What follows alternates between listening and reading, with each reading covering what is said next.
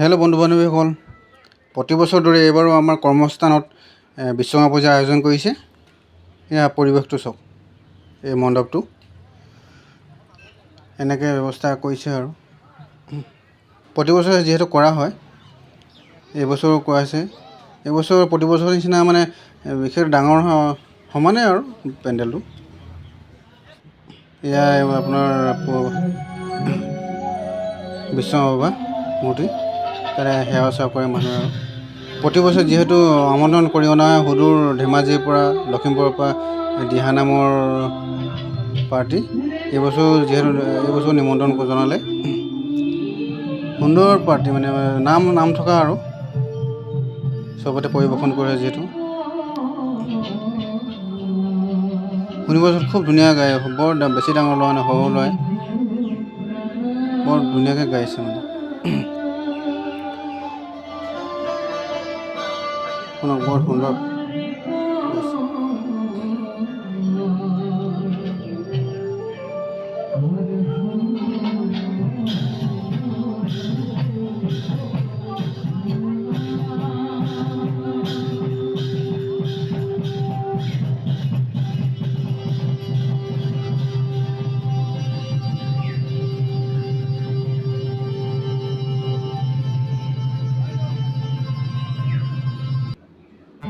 এয়া আমাৰ খোৱা ব্যৱস্থা ইয়াত কৰিছে।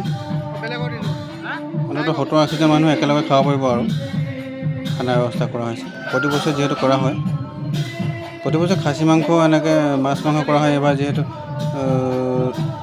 পনীৰ নিৰামিষ খানা ধুনীয়া হৈছে, ভাল হৈছে। আমি এতিয়া খাবলৈ বহিলোঁ আৰু বন্ধুসকল,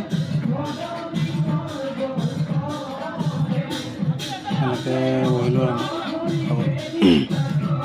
এই আমাৰ ভাইটি, মোৰ লগৰে কৰ্মস্থানৰ ভাইটি।